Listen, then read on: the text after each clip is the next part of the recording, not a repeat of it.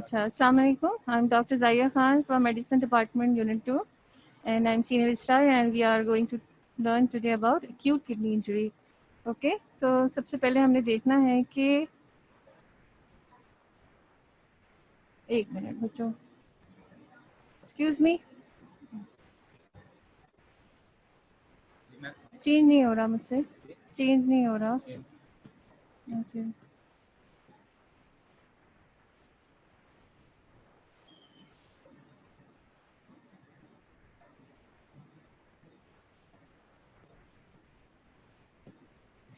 इसी से हो रहा है, किससे? इससे ना. ओके, स्टार्ट करो.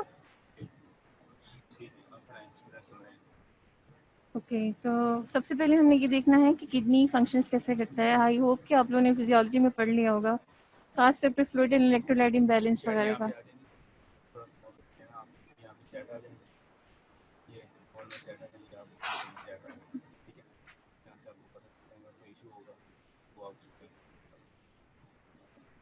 So as we know that kidney removes waste and extra fluids, यानी जो हम फ्लूइड इनटेक लेते हैं उसमें से जितना यूज़ हो गया ठीक है, बाकी सब वो यूरिन के फॉर्म में एक्सक्रीट आउट होगा. सेकंड जो मेन फंक्शन है वो है it maintains pH. PH acid base buffer system को मेंटेन करता है. Other and healthy balance of water, salts and minerals, especially sodium, potassium and calcium phosphorus. It makes hormones that help control of blood pressure, जो कि renin एंडोल्सोन system है. And vitamin D activation, maintain bone health. So kidney के ये functions हैं. Acute kidney injury में क्या होगा कि जैसे ही किडनी इंजरी होगी ये सारे फंक्शंस सडनली स्टॉप हो जाएंगे. ओके, तो ये सारे सिस्टम बेसिकली हमें क्लिनिकली नजर आना शुरू हो जाएंगे. चलिए, स्क्रीन चेंज नहीं हो रही मेरी, सॉरी बच्चों, एक मिनट, एक्सक्यूज मी, नहीं चेंज हो रहा, चेंज नहीं हो रहा.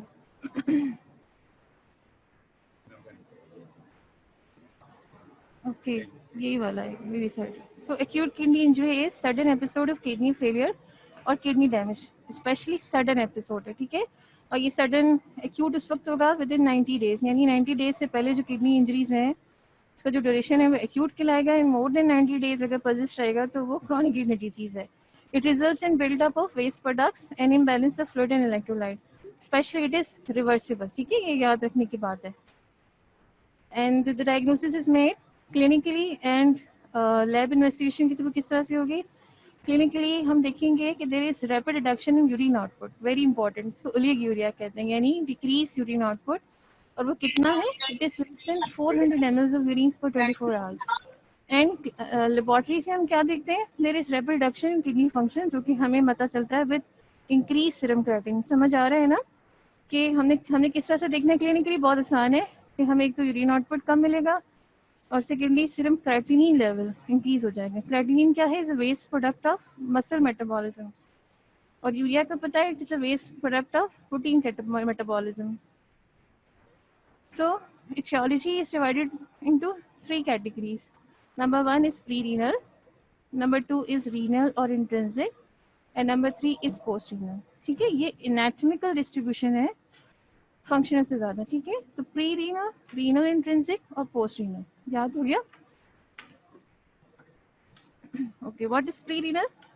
Pre renal simple is decrease blood flow to the kidneys किसी भी वजह से अदर देन किडनी, यानी इटसेल्फ किडनी की इंजरी नहीं है, लेकिन सेकेंडरी कॉजेज की वजह से जो किडनी इंसल्ट हो रहा है उसकी वजह से जो डैमेज होगा उसको प्री रीनल कॉजेज में जाएंगे. और उसमें मोस्ट इंपॉर्टेंट जो हम देखते हैं अपनी इमरजेंसीज में, that is severe diarrhoea. Severe diarrhoea है, हीट स्ट्रोक है, हेमरेज है, लो ब्लड प्रेशर के साथ पेशेंट्स आ रहे होते हैं, हाइपोटेंशन और शॉक. शॉक सेप्सिस में हो सकता है, हाइपोटेंशन भी सेप्सिस में हो सकता है. वेरी इंपॉर्टेंट कॉज जो हमें क्लिनिकली मिलता है खासतौर उन पेशेंट्स में जो कि एडल्टली होते हैं और मल्टीपल कोमोर्ब्स हैं. For example heart failure. Heart failure में क्या होगा? The blood flow to the kidney decreases because the heart fails to pump. So what happens physiologically, क्या होता है कि जब फ्लूइड लॉस हो, हेमरेज हो, the body tries to conserve blood to the vital organs, and the vital organs are heart, brains. So there is generalized vasoconstriction except in the lung, where there is vegetation. So vegetation होगी kidney में और blood supply to the kidney कम हो जाएगी, उस वजह से acute kidney injury start हो सकती है। NSAIDs, nephrotoxic drugs, other causes are severe allergic reactions. Allergic reactions में क्या होगा कि बहुत ज़्यादा फ्लूइड एक्यूमुलेशन होना शुरू हो जाती है, और फ्लूइड एक्यूमुलेशन होगी, एडीमा होगा और किडनी फेलियर होगा। बर्न्स में फ्लूइड लॉस होता है, स्किन के जरिए फ्लूइड एंड प्रोटीन लॉस होता है। Any cause of injury, injury जैसे फॉर एग्जांपल मसल इंजरी, इसको रेब्डोमायोलिसिस कहते हैं। क्रश इंजरी होती है, उसमें भी क्या होता है कि क्रेटिन फॉस्फोकाइनेज की प्रोडक्शन बहुत ज़्यादा हो जाती है। मसल इंजरी होती है, हेमरेज होता है, और फिर किडनी में जब वो सारा कुछ फिल्टर होता है तो किडनी डैमेज होना शुरू हो जाता है। Major surgery for example cardiac surgery. So pre renal causes क्या है? लो ब्लड प्रेशर, हाइपरटेंशन और shock, blood or fluid loss, for example in bleeding and acute severe diarrhea, severe vomiting, heat stroke, heart failure, drugs, severe allergy reactions, burns, injury and major surgery। ठीक है, अच्छा कोशिश करें कि ये जो चीज़ें हैं ना ये अभी याद कर लें, क्योंकि आप लोग का एग्जाम नहीं होना, लेकिन आपको फिजियोलॉजी में ये वाइवा के पॉइंट ऑफ व्यू से एक्स्ट्रा नंबर के लिए बहुत इंपॉर्टेंट है। जब आपसे थोड़ा बहुत क्लिनिकल वाइवा लिया जाता है तो इसमें ये चीज़ें बहुत इंपॉर्टेंट है कि आपको आएंगे तो आपको अच्छे मार्क्स मिल सकते हैं। ठीक है, तो प्री रीनल कॉजेज हो गए, हमने पढ़ लिए, अब हम आगे चलते हैं। रीनल कॉजेज, रीनल कॉजेज क्यों हो रहे हैं? Because of direct damage to the kidneys. और इसमें क्या है, वन और more of the kidney structures including glomerula, kidney tubules और इंटरस्टिशियम आर डैमेज। ठीक है, किडनी के बेसिक यूनिट ग्लोमेरुला है, ट्यूब्यूल्स है, इंटरस्टिशियम है। इन तीनों लेवल पे जहाँ पर भी डैमेज होगा तो वो रीनल कॉजेज के तौर पे हमें पता चलेगा।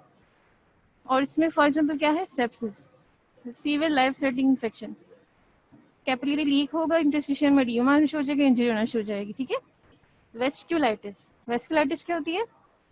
बेसिकली ऑटोइम्यून होती है। It is inflammation scarring of the blood vessels making them stiff, weak and narrow. जब ब्लड वेसल्स का मसला होगा तो फिर supply and absorption of solutes का मसला होना शुरू हो जाएगा।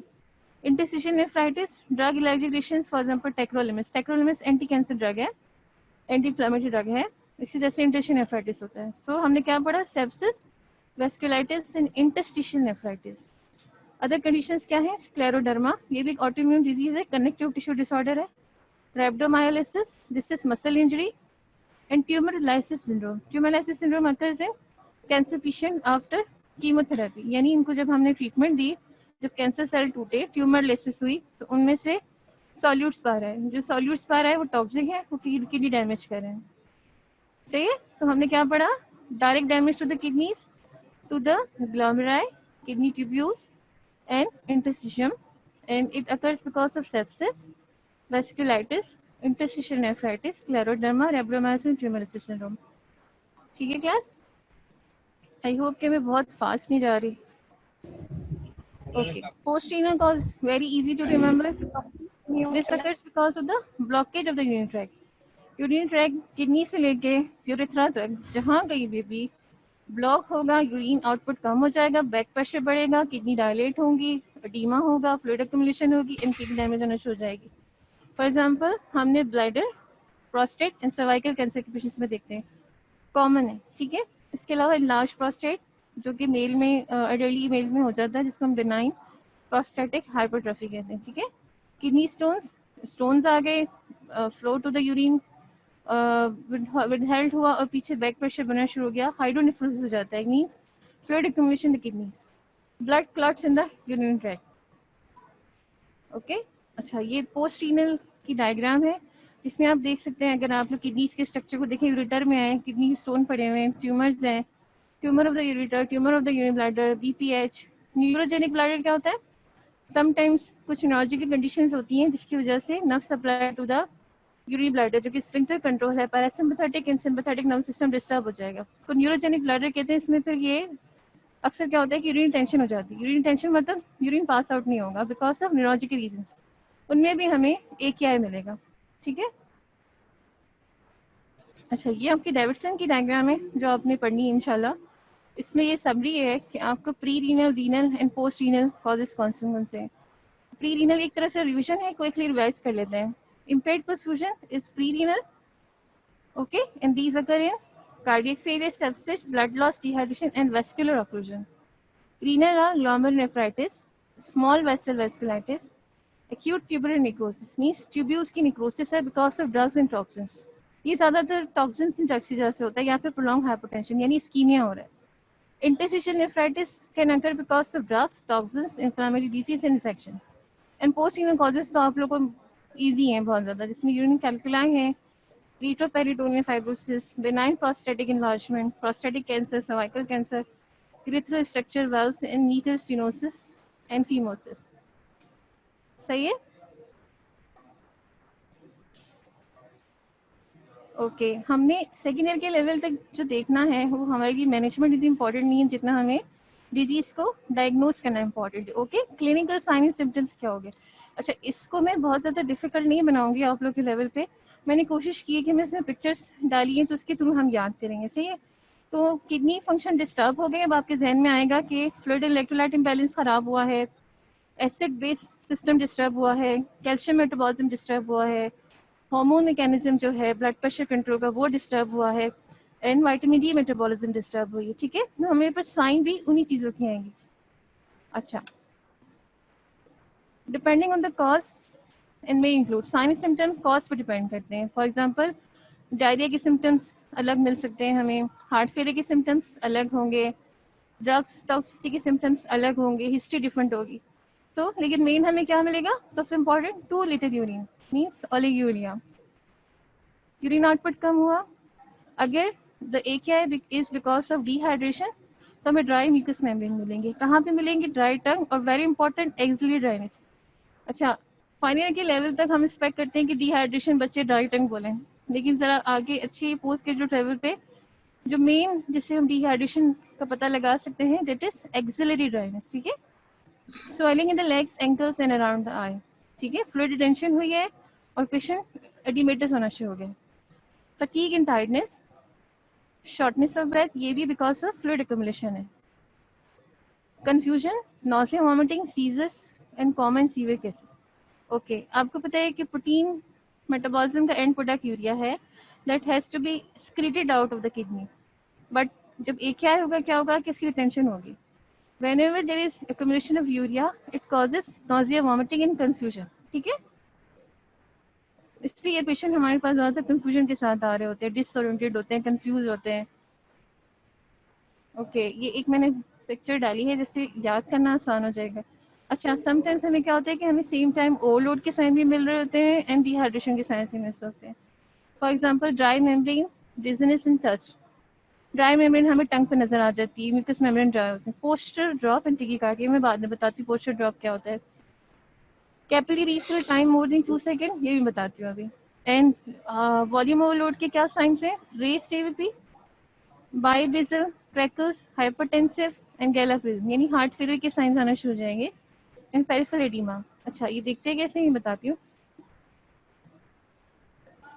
ओके ओलिगोरिया, ये फॉरिस कैथेटर है। ठीक है, ये हम पेशेंट्स को डालते थे ताकि हमें एग्जैक्ट पता चल जाए कि यूरिन आउटपुट कितना है। तो क्या होगा कि ज़्यादा हमें देखने से क्लिनिकली पता चल जाएगा कि dark concentrated low volume urine produce करते हैं पेशेंट, बड़ा डार्क होता है, इससे भी डार्क होता है या होता ही नहीं है। ठीक है, ओलिगोरिया देख लिया आप लोग ने। ड्राई म्यूकस मेम्ब्रेन, टंग बिल्कुल ड्राई होगी, एक्सिलरी ड्राइनेस मिलेगी। पोस्चरल ड्रॉप, जब पेशेंट सिटिंग पोस्चर से खड़ा होगा बिकॉज ऑफ हाइपोवोलेमिया तो पेशेंट फील डिजी। समटाइम्स हमें भी हो रहा होता है, खासतौर पर जब हम प्रैक्टिकल्स कर रहे होते हैं स्टूडेंट लाइफ में। अब आप लोगों को भी होता होगा स्पेशली गर्मियों में कि जैसे ही कोई खड़ा हुआ एक बेहोश हो गया, गिर गया, खासतौर पर बच्चियाँ। तो दिस इज पोस्टरल हाइपरटेंशन और ऑर्थोस्टैटिक हाइपरटेंशन। ठीक है, peri orbital oedema, peri orbital या फेशियल पफनेस होगी, स्पेशली रीनल फेलियर को शो कर रही होती है। Pedal oedema, pitting pedal oedema होता है। ठीक है, एंड सेक्युलर एडीमा। सही है, तो हमें क्लिनिकली क्या मिला? Oliguria, dry mucous membrane, postural drop, periorbital oedema, pedal oedema, sacral oedema and shortness of breath. Shortness of breath क्यों होगी? Because of fluid accumulation. Fluid accumulate हमें कैसे पता चलता है? एडीमा होगा, ठीक है, जीवीपी रेज्ड होगी। मैं भी साफ करने जा रहा हूं अब। ट्यूबुलर वेन शायद आपने एनाटॉमी में पढ़ ली हो। सो जब फ्लूइड एक्यूमुलेशन होगी उसका लेवल नॉर्मली 5 सेंटीमीटर होता है टू द क्लेविकल। इसका लेवल जो है क्लिनिकली अगर देखें तो जस्ट बिलो द एयर हमें आना शुरू हो जाएगा। नॉर्मली ये नज़र नहीं आती है, ठीक है, लेकिन यहाँ पे एक पल्सेटिंग हमें वेन नज़र आती है जिसको हम जेवीपी कहते हैं। ये हम मेजर करते हैं क्लिनिकली और उससे पता चलता है कि पेशेंट फ्लूइड ओवरलोड में है। ओके, अभी आप लोग के लेवल पे सिर्फ ये याद करना है कि ये जेवीपी रेस मिलेगी हमें। फ्लूइड ओवरलोड कैसे पता? एक्सरे चेस्ट है, ठीक है, इसमें ये हार्ट का शेडो है, बीच में जो वाइट वाइट है, और जो पेरिफेरी में डार्कर है वो लंग्स है। नॉर्मली क्या होता है कि जो लंग का शेडो है वो फुल डार्क होना चाहिए, इसके जो बेसिस हैं, जो एंगल्स हैं हार्ट के पास, वो भी डार्क होने चाहिए, लेकिन इसमें क्या है कि हेजी है।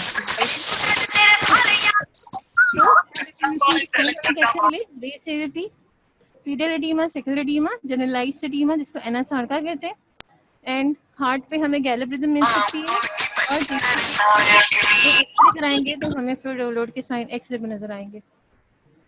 ओके, इसको इन्वेस्टिगेट किस तरह से करना है, ठीक है। अब आपके पास पेशेंट आ गया, एंड में हम एक केस सिनेरियो भी करेंगे जिससे इजी हो जाएगा। मैं कोशिश करूंगी कि इसको इंटरैक्टिव करें। सो इन्वेस्टिगेशन कैसे करनी है हमने?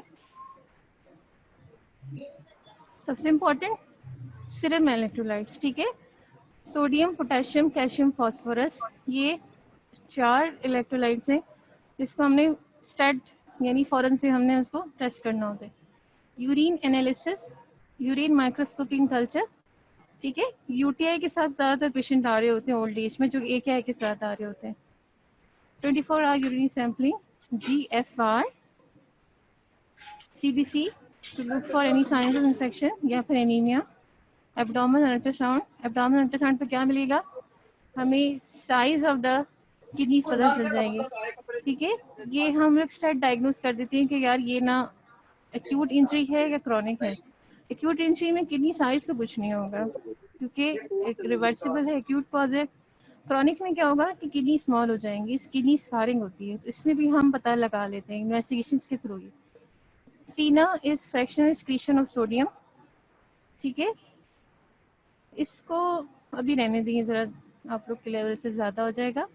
वाइडिंग cystourethrogram to look for any obstruction, and some time renal biopsy. Renal biopsy mostly नहीं करते, ठीक है, लेकिन सम टाइम जब डायग्नोसिस नहीं बन रही होती, कोई कॉज नहीं होता, तो रीनल बायोप्सी की तरफ जाना ही पड़ता है। ओके, रीनल कॉजेस के लिए खास तौर पे। सो क्या क्या हमने इन्वेस्टिगेशंस में? हमने इलेक्ट्रोलाइट्स देखे, हमने यूरिन कंप्लीट देखा, हमने कल्चर करवाए, हमने 24 आवर यूरिन सैम्पलिंग में हमने प्रोटीन काउंट देखना होता है बेसिकली इसमें कि किडनी डैमेज का लेवल कितना है। GFR, glomerular filtration rate, normally 120 ml होगा, 90 to 120 ml, ठीक है। जब AKI होगा तो GFR ड्रॉप करेगा। इसका भी कैलकुलेटर होता है, ये हम जो है वो कैलकुलेट करके बता देते हैं कि स्टेज कौन सा है, ठीक है।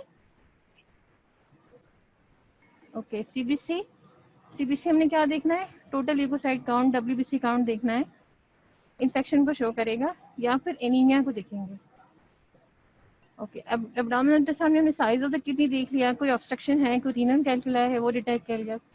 Fractional excretion of sodium basically detect करता है कि कॉज रीनल है या प्री रीनल है, सही है। ये इस चीज़ को डिफरेंशिएट करने के लिए। Voiding cystourethrogram is to look for any obstruction, and renal biopsy when the diagnosis uncertain and we are expecting renal causes, for example vasculitis, glomerulonephritis.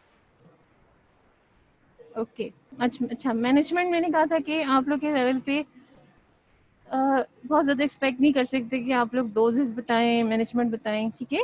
आप लोगों ने जो मेन देखना था वो क्लिनिकल, यानी आप जब 30 और 40 में जाएंगे तो आपको थोड़ा बहुत आइडिया हो कि पेशेंट प्रेजेंट किस तरह से करेगा, सही है। तो पेशेंट प्रेजेंटेशन में आपको क्लिनिकली पिक्चर्स वगैरह दिखा दी, बिल्कुल यही प्रेजेंटेशन होती है, कोई इसके अलावा कुछ भी नहीं होता। एम्स ऑफ ट्रीटमेंट्स आर, सबसे पहले क्या करना है? कॉज को देखना है, ठीक है, यानी रिस्टोरेशन ऑफ रीनल परफ्यूजन, या फिर अगर लिमिट इंजरी, फॉर एग्जांपल अगर पेशेंट कोई नेफ्रोटॉक्सिक ड्रग ले रहा है तो उसको स्टॉप करेंगे। रिलीफ ऑब्स्ट्रक्शन इज प्रेजेंट, यानी हमने तीनों चीज़ें देखनी, pre renal, renal and post renal, और फिर रीनल फेलियर की कॉम्प्लिकेशन को ट्रीट करना है। रीनल फेलियर की, एक्यूट किडनी इंजरी की सारी ट्रीटमेंट इसी 4 पॉइंट्स के अराउंड होती है, and the most crucial point is to take a good history, ठीक है।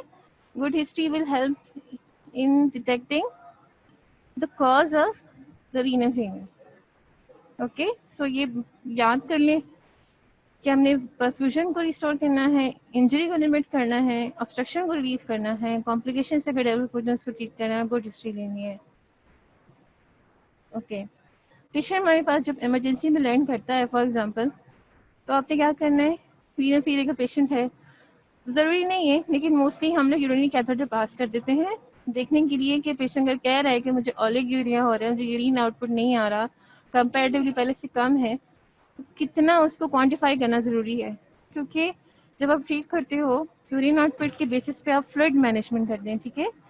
तो फ्लूइड मैनेजमेंट ज़्यादातर हमने किस में देनी होती है, प्री रीनल में, बिकॉज वहीं पे फ्लूइड लॉस हो रहा है तो हम उसको फ्लूइड से रिप्लेस करते हैं या फिर ब्लड से रिप्लेस करेंगे इन केस अगर पेशेंट को severe haemorrhage, for example trauma के साथ पेशेंट आ रहे होते हैं तो फ्लूइड से ज़्यादा हम ब्लड पे ज़्यादा फोकस करेंगे। फ्लूइड हम कौन सा देते हैं, आईवी आइसोटोनिक सलाइन, सही है, आईवी आइसोटोनिक सलाइन जो कि नॉर्मल सलाइन है, ठीक है। रिंगल लैक्टेट भी दे सकते हैं लेकिन रिंगल लैक्टेट जरा ख्याल से देना होता है because it can cause hyperkalaemia. Okay, intake output charting पर आर, यानी आपने फॉलिस पास किया, पेशेंट को आईवी लाइन पास की, उसको फ्लूइड अटैच किए और फिर आपने पर आर इनटेक आउटपुट चार्टिंग देनी, यानी जितना पेशेंट ओरल फ्लूइड्स ले रहा है और उसके अगेंस्ट कितना आउटपुट आ रहा है उसको पर आर कैलकुलेट करते हैं। ओके ओके, किडनीज में basically potassium is very important, sodium chloride, magnesium, calcium, phosphate, इन सब की मेटाबॉलिज्म सिर्फ किडनी पर डिपेंड नहीं करती, ठीक है। लेकिन पोटेशियम एक ऐसा सॉल्यूट है, ऐसा इलेक्ट्रोलाइट है जिसकी एक्सक्रीशन डिस्टल ट्यूब्यूल्स में होती है और ये किडनी फंक्शन से बहुत डिपेंड करती है। इट मीन्स कि जब भी किडनी फेलियर हुआ तो सबसे पहले जो हमें अलार्म करेगा that is high potassium which is called hyperkalaemia, ठीक है। इसको प्रॉम्प्ट रिस्पॉन्स देना होता है, ठीक है, प्रॉम्प्ट रिस्पॉन्स चाहिए, अदरवाइज पेशेंट की सडन डेथ होती है। हमने ऐसे पेशेंट देखे हैं जो ईआर में लैंड हुए, उनकी ईसीजी कराई, ईसीजी पे हाइपरकैलेमिया के साइन है और पेशेंट उसी वक्त कोलैप्स कर गया, ठीक है। ये इसके लिए बड़ा क्विक डिसीजन लेना होता है कि हमने, बल्कि हम तो पहले पेशेंट को ट्रीटमेंट स्टार्ट कर देते हैं हाइपरकैलेमिया की अगर बहुत स्ट्रॉन्ग हिस्ट्री हो। तो हाइपरकैलेमिया क्यों, because it causes rhythm disturbances, cardiac rhythm disturbance, ठीक है। आपको पता है potassium and sodium cardiac cycle को रन कर रहे होते हैं, ठीक है। रीपोलराइजेशन का फेज लंबा हो जाएगा, पेशेंट अरेस्ट में चला जाएगा, सही है। तो हमने क्या किया, पहले फ्लूइड फ्लूइड मैनेज किया, ठीक है। ये इतना सिंपल नहीं होता, हमने इसको काफ़ी डिटेल में देखना होता है पेशेंट को, फ्लूइड कितना जाना है 20 ml पर केजी के हिसाब से, अच्छा इतना आउटपुट हो रहा है तो अब इसको यानी टाइटर करते रहते हैं। हाइपरकैलेमिया हमने देखा, infection, infectious causes for example UTI, urinary track infection हो गया, या फिर नमूनिया जिसकी वजह से मल्टी ऑर्गन डैमेज है, सेप्सिस यानी बैक्टीरिया इन द ब्लड है, तो उसमें एंटीबायोटिक का रोल बहुत इंपॉर्टेंट है, ठीक है। हमने appropriate non toxic antibody start करनी है। तो आपने सबसे पहले फ्लूइड किया, ये मैं साथ साथ याद करा रही हूँ इसलिए मैं बहुत ज़्यादा रिवाइज करवा रही हूँ आप लोगों को, क्या आप फिर नहीं पढ़ना है इसको घर जाके क्या है वगैरह को, अपने पैथोलॉजी और सॉरी एनाटमी एंड फिजियो पे ध्यान दें। तो hyperkalaemia, infection and metabolic acidosis, basically kidneys क्या करती हैं, जो एसिड बेस है उसको मेंटेन कर रही होती हैं, जो एक्सेस एसिड है उसको स्कीड आउट कर रही होती है। जब किडनी फेल होगा तो एसिड यानी हाइड्रोजन आयन ब्लड में बिल्डअप होना शुरू होंगे और उसके बहुत डेंजरस कॉन्सिक्वेंसेज होते हैं। अच्छा, ये जो नीचे एक लाइन आ रही है बिल्कुल छोटी सी, ये ना हमें हमारे सीनियर से बताई थी, हमने एक या की मैनेजमेंट इस निमोनिक से याद की थी, नोकिया और फोकिया, ठीक है। सो एन को हटा के एफ कर दें, F is fluid, O is output charting, K is potassium, ठीक है।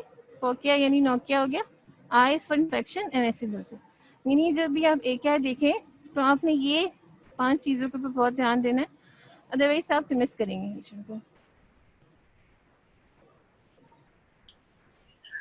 अच्छा ठीक है, इसको रिवीजन की ज़रूरत तो नहीं आई थिंक,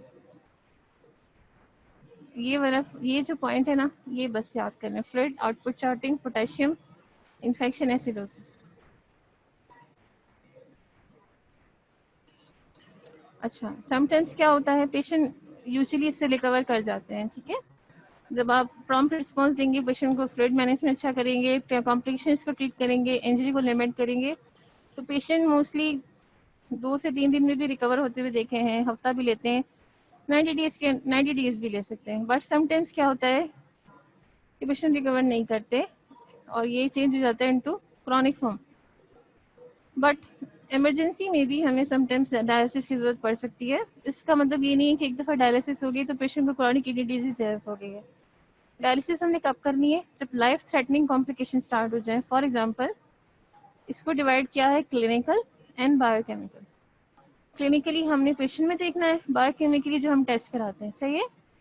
तो क्लिनिकल क्या होगा? Anuria. Anuria is complete shutdown और less than 50 ml per day. Normally हमने क्या पढ़ा था?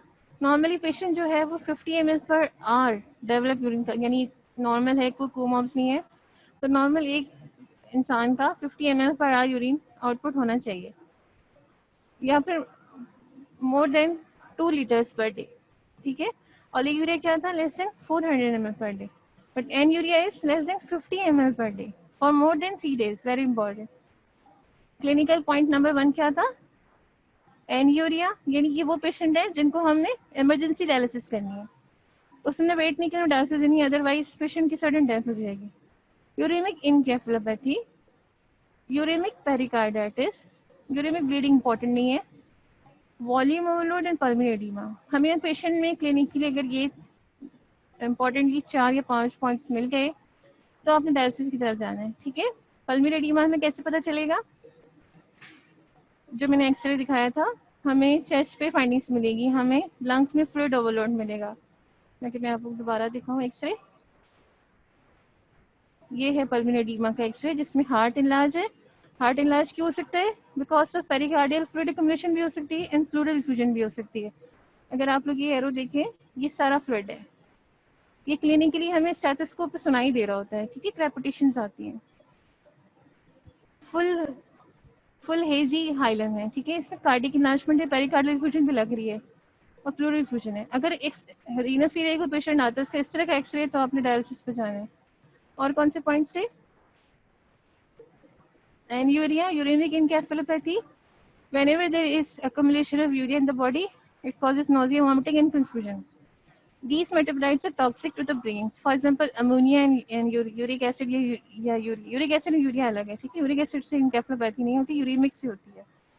पेशेंट को nausea, vomiting हो रही है, आपने डायलिसिस पे जाना है। पेशेंट कंफ्यूज हो रहा है, encephalopathy मीन्स ब्रेन में पैथोलॉजी स्टार्ट होगी, पेशेंट कंफ्यूज होंगे। पेशेंट कंफ्यूज होते हैं, ड्राउजी होना शुरू हो जाएंगे, बेहोश हो जाएंगे, कोमाटोस हो सकते हैं, या फिर इरेलीवेंट टॉकिंग, इवन मार धाड़ करते हैं, एग्रेसिव हो जाते हैं।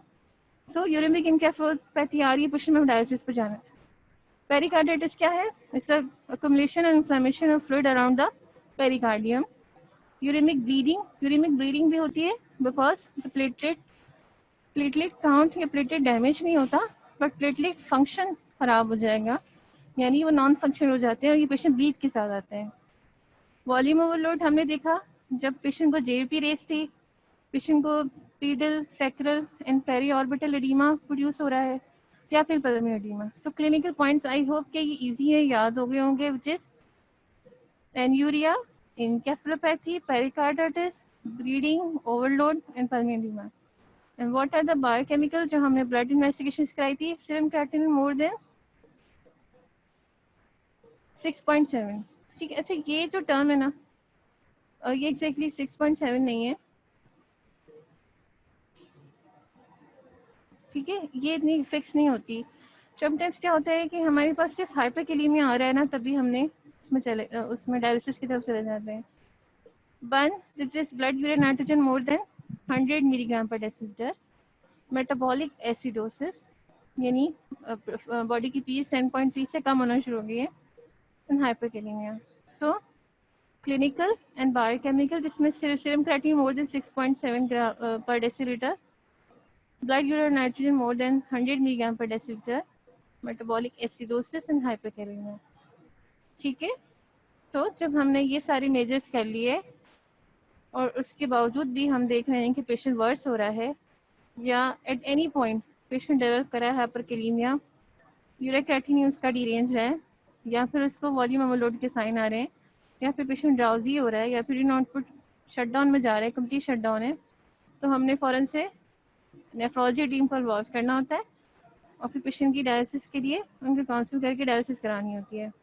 Mostly patient single dialysis session के बाद ठीक हो जाते हैं, लेकिन अगर वो ठीक नहीं हुए तो सम टाइम उनको क्रॉनिकली डायलिसिस के लिए जाना पड़ता है। और ये वो पेशेंट होती हैं जो कि एडल्टी हो या जिनको पहले से कोमॉर्ब्स हो, फॉर एग्जांपल डायबिटिक हो, हाइपरटेंसिव हो, कनेक्टिव टिश्यू डिसऑर्डर्स के पेशेंट हो, एसएलई, स्क्लेरोडर्मा। सही है।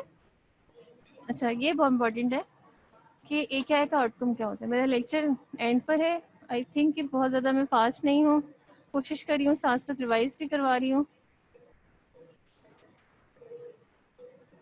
ठीक है। सो हम long term and short term outcomes में इसको डिवाइड कर लेते हैं और ये बहुत ईजी है याद करना। ठीक है।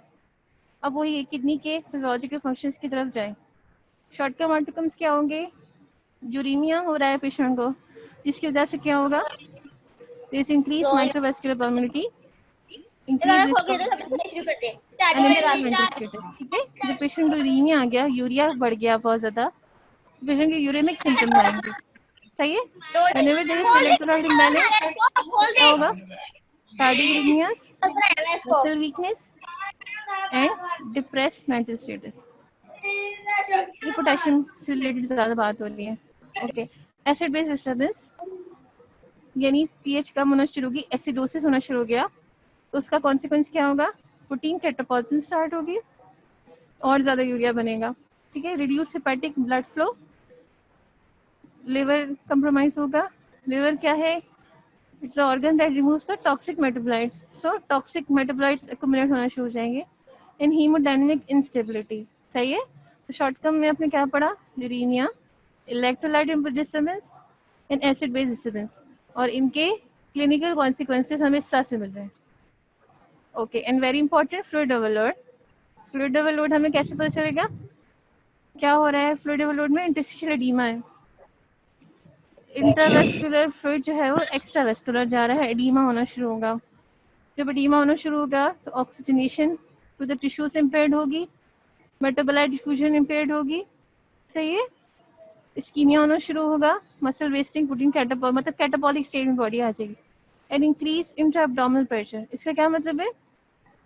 जैसे हमने देखा था कि pedal oedema and sacral oedema periorbital क्या है? फ्लूइड एक्युमुलेशन है, extra vascular interstitial fluid accumulation है। हमने लंग्स में देखा, एक्सरे में देखा था कि प्लूरल इफ्यूजन हो रही थी, प्लूरल इफ्यूजन यानी fluid accumulation in the pleura. तो एब्डोमेन में भी आपने देखा है कि पेरिटोनियम के अंदर फ्लूइड एक्युमुलेशन होना शुरू हो जाती है और पेशेंट को एसाइटीज हो जाती है। ठीक है। Ascites is fluid accumulation into the abdomen. Normally fluid में, नॉर्मली एब्डोमेन में फ्लूइड नहीं होता, but whenever there is disturbance in the fluid metabolism, fluid balance खराब होगा, पेशेंट को फ्लूइड एक्युमुलेशन कहाँ हो सकती है? प्लूरा में, पेरिकार्डियम में और इंट्रा एब्डोमेन। सो प्लूरा पेरिकार्डियम में देख लिया था, एसाइटिस के साथ भी पेशेंट प्रेजेंट करते हैं। तो शॉर्ट टर्म आउटकम्स क्या है? फॉर एग्जांपल पेशेंट जब हॉस्पिटलाइज्ड है या इमरजेंसी में, तो आपने ये 4 चीज़ें देखनी है, और ये 4 चीज़ें क्या हैं? Uraemia, electrolyte disturbance, acid base disturbance and fluid overload. Long term development of CKD, that is chronic kidney disease and end stage renal disease, increase mortality। क्या मतलब? इतनी ज़्यादा इसकी मोर्टेलिटी है कि फॉर एग्जांपल पेशेंट आ रहे हैं हॉस्पिटल में तो उसमें 30% एक्सपायर हो जाते हैं। ठीक है। उसमें से मोस्टली सडन कार्डियक डेथ होती है, और सडन कार्डियक डेथ क्यों होती है? Because of these issues. अगर इसको प्रॉम्प्टली रिस्पॉन्स नहीं दिया गया, इसको प्रॉम्प्टली ट्रीट नहीं किया गया, तो पेशेंट सडनली एक्सपायर होते हैं, regardless of the age, regardless of the any comorbs. So development of CKD and end stage renal disease. End stage renal disease क्या है? कि the patient requires dialysis. Increase mortality मैंने आपको बताया इसकी 30% mortality है, एक ही आएगी।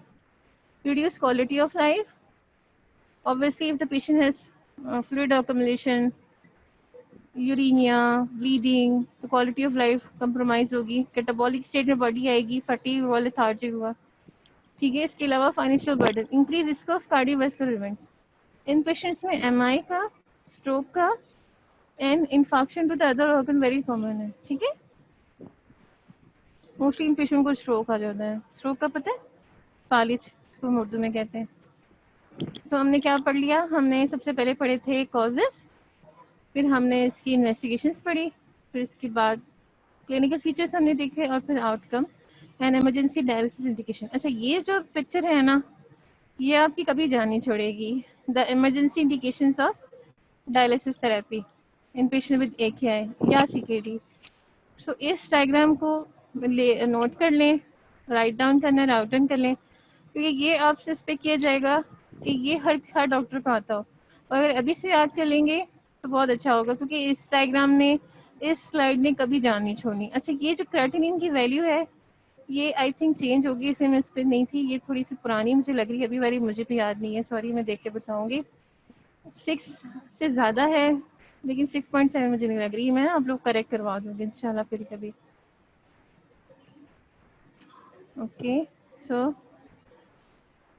ओके, अच्छा, ये ज़रा है इंटरेस्टिंग, ये मैं चाही थी कि थोड़ा सा इंटरेक्टिव होता। एक मिनट, मैं ना ये देती हूँ, ये सिनेरियो है, ये आपने पढ़ना है और मुझे आंसर करना है कि इसको आप लोग किस तरह से मैनेज करेंगे। ठीक है, हमारे पास टाइम है, हम इसको नजर, ये जो पूरी जो प्रेजेंटेशन थी, बिल्कुल मैनेजमेंट आपने ऐसी ही बतानी है। ठीक है, जो मुझे बताएगा ना, उसको, उसका नाम मैं नोट कर लूँगी और उसको एक्स्ट्रा नंबर इंशाल्लाह मैं फिजियोलॉजी वाले से कहूँगी कि दें। ठीक है,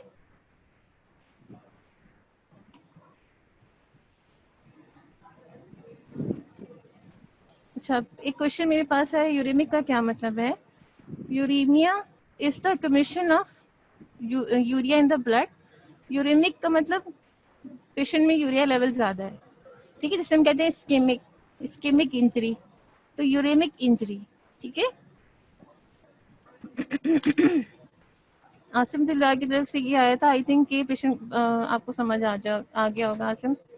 अच्छा, ये मैं इंटरेक्टिव चाह रही हूँ, ये सिनेरियो में आप लोग को दे रही हूँ, इसको पढ़ के आप लोगों ने मुझे बताना है कि आप लोगों ने मैनेज कैसे करना है। आप लोग टाइप कर दीजिएगा, मुझे आइडिया हो जाएगा कि आप लोग को समझ आया कि नहीं। ठीक है,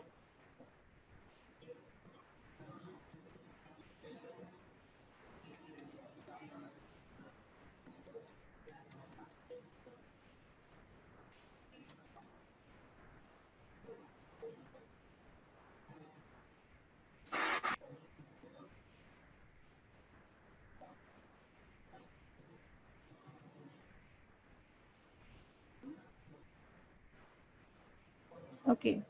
अच्छा, ये सिनेरियो पढ़ लो बच्चों।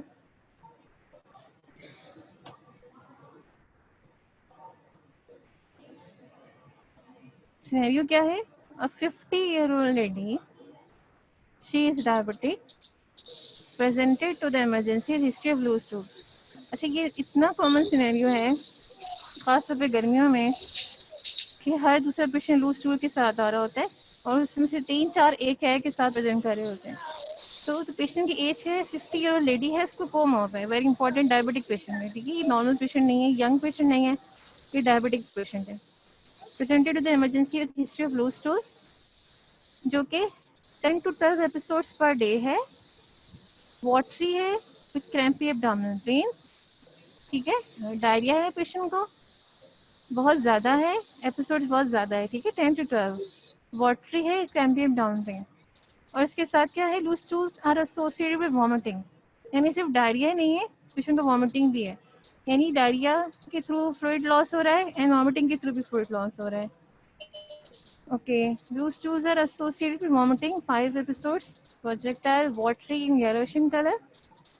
She had dinner last night in a wedding function. हमें etiology पता चल गई, patient had outdoor food, maybe वो इन्फेक्टेड फूड हो। ठीक है, she is not febrile but feeling marked lethargy and light headedness. अब आगे danger sign, marked lethargy and light headedness, यानी चक्कर आ रहे हैं पेशेंट को। And importantly she feels that she is not passing enough urine comparatively since morning. So the patient had dinner in a wedding followed by loose stools that are watery, 10 to 12 episodes per day, and these are associated vomiting. The alarming signs are, हमने alarming symptoms क्या देखे हैं history में? The severity of condition बहुत ज़्यादा है। ठीक है, प्लस पेशेंट को कॉम्प्लिकेशन आना शुरू हो गई हैं, जो कि लिथार्जी है, यानी पोटेशियम मेटाबॉलिज्म खराब हो रहा है।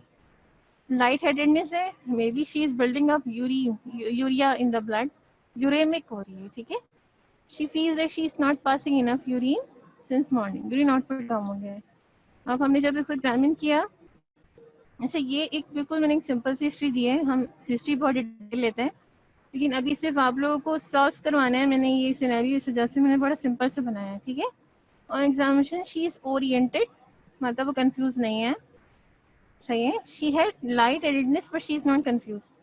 The sunken eyes shows dehydration, dry tongue and mucous membrane. GAP is not raised, and the rest of the examination is unremarkable. ठीक है, ये सिंपल सा केस है। Patient has dehydration, but there are no signs of fluid accumulation. So अब मुझे बताएं कि इसको आप लोगों ने अप्रोच कैसे करना है। आप लोगों ने वो निमोनिक के थ्रू मुझे बताना है कि आपने किस तरह से इसको अप्रोच करना है, ठीक है।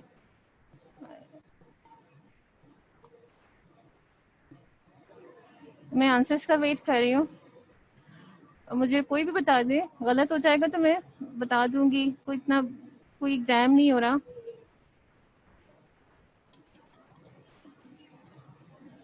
सिर्फ मुझे मैनेजमेंट बतानी है कि इसको आपने मैनेज कैसे करना है।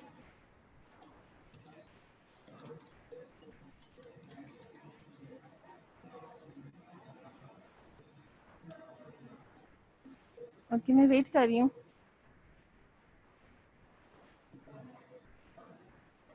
आई थिंक ये सब सो गए हैं फिर।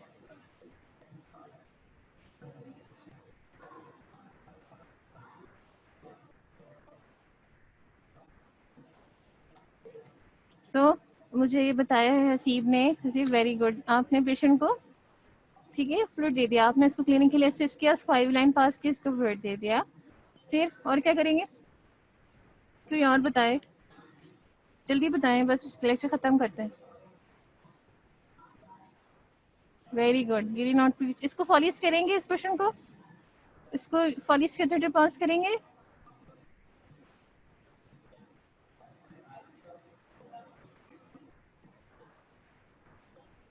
जरूरी नहीं है, ठीक है, पेशेंट ओरिएंटेड है। पेशेंट की लेकिन चार्टिंग कैसे करेंगे? हमें देखना है ना कि पेशेंट बता रही है कि यूरिन आउटपुट बहुत कम है, लेकिन ओरिएंटेड है, इतनी ज़्यादा एडल्टली भी नहीं है, ठीक ठाक है, ओवरलोड के साइन भी नहीं है, तो आउटपुट कैसे देखेंगे?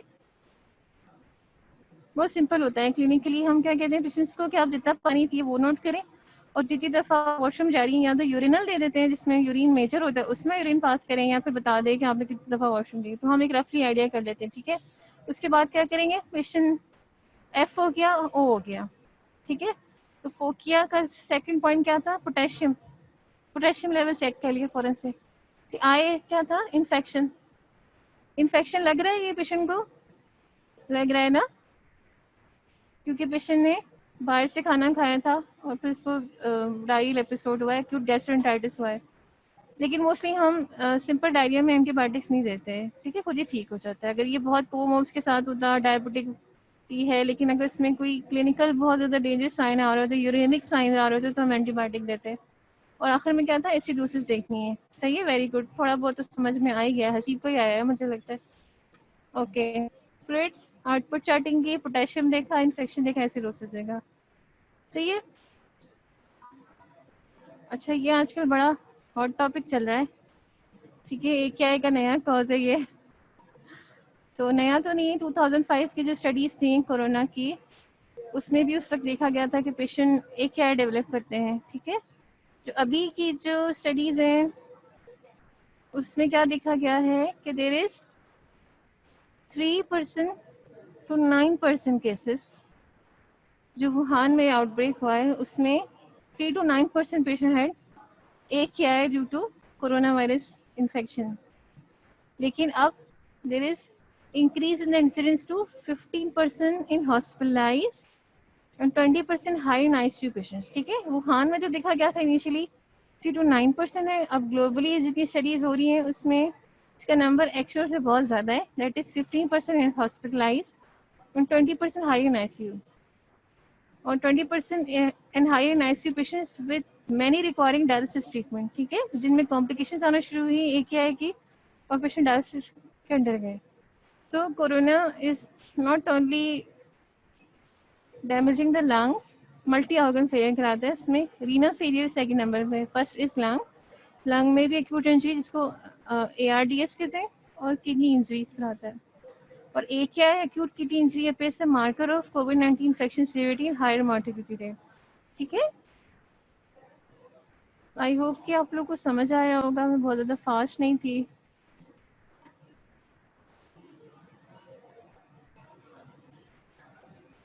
Any question?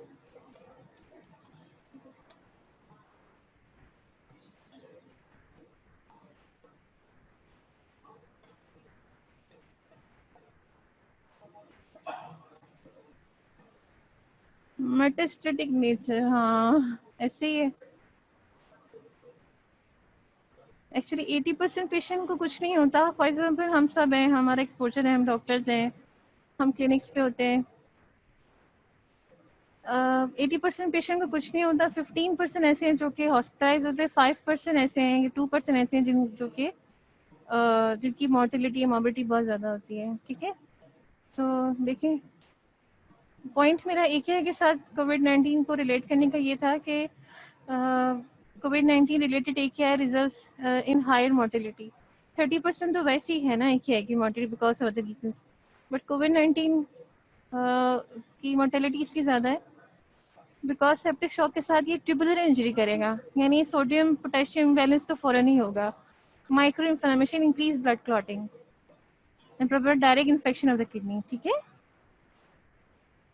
ओके, ये भी देखा गया है कि परसिस्टेंट रीनल फंक्शन खराब रहता है सम पेशेंट्स में। अभी इसकी स्टडीज आनी है। ठीक है, ketone body count, ketone body count का क्या मतलब है बेटा, इसको जरा से दोबारा पूछेंगे। कीटोन लेवल होता है, ठीक है। कीटोन क्या है, ketone, what is ketone? Ketone का पता है ना, आपने बायोकेमिस्ट्री में पढ़ा होगा। ठीक है, whenever the body is in starved condition, insulin production खराब हुई है, स्टार्वेशन है, कीटोन बना शुरू होगा, बिल्डअप होगा। यूरिन में कीटोन लेवल्स सिग्निफिकेंट नहीं है, स्पेसिफिक नहीं है। जो पेशेंट बहुत स्ट्रिक्ट डाइटिंग करते हैं जो लोग, ठीक है, उनमें भी कीटोन लेवल आना शुरू हो जाते हैं। कीटोन लेवल्स डिहाइड्रेशन से आते हैं। कीटोन लेवल्स फास्टिंग में भी आ सकते हैं इन यूरिन, बट वेनेवर हमें ब्लड में कीटोन मिले तो वो सिग्निफिकेंट है। ठीक है, आप क्यों पूछ रहे हैं can ketone body count lead to significant nephronic disease? ये कीटोन बॉडी इट्सेल्फ डैमेज नहीं करता किडनीज को। जो कीटोन लेवल्स हैं वो जो बिल्डअप होते हैं ब्लड में, यूरिन में नहीं, ब्लड में बिल्डअप होते हैं, तब इसकी पैथोलॉजिकल इफेक्ट्स आना शुरू हो जाते हैं। ठीक है, तो इट्स सिर्फ कीटोन जो मेटाबोलाइट्स हैं वो नहीं होते, एक क्या नहीं करते। ठीक है, इसलिए हमें जब यूरिन में लेवल मिले तो उसको हम देखते भी नहीं है। पहले हम देखते थे, फॉर एग्जाम्पल डायबिटिक पेशेंट्स में देख रहे थे कीटोन लेवल्स यूरिन में देख रहे थे, डिपस्टिक करते थे, उसी वक्त यूरिन में एक डिपस्टिक डालते थे, एक स्टिक होती है, वो डिटेक्ट कर दी थी कीटोन है कि नहीं। लेकिन अब वो ऑब्सोलीट हो गया, वो पुराने स्टडीज में पुराने डॉक्टर्स अभी भी इसको फॉलो करते हैं, लेकिन लेटेस्ट गाइडलाइंस ये कि आपने ब्लड में देखना है। ठीक है, क्योंकि ketone levels in the urine occurs because of other causes. I hope कि लेक्चर समझ आ गया है। सही है, मैंने कोशिश की थी कि बोरिंग ना बनाऊं, बहुत ज़्यादा डिफिकल्ट ना बनाऊं। एक है, इससे बहुत ज़्यादा इसकी स्टेजिंग है, इसकी क्राइटेरियाज है, जो आप लोग इंशाल्लाह फाइनल ईयर में या थर्ड ईयर फोर्थ ईयर में इसकी फिर डिटेल में पढ़ेंगे इंशाल्लाह, डॉक्टर अजहर से पढ़ेंगे जो नेफ्रोलॉजिस्ट है। सही है, आई थिंक हम इसको लेक्चर को फिर ख़त्म करते हैं, टाइम भी हो गया है। अगर फिर भी कुछ पूछना हो तो फिर मुझसे पूछ सकते हैं, अभी थोड़ा सा टाइम है।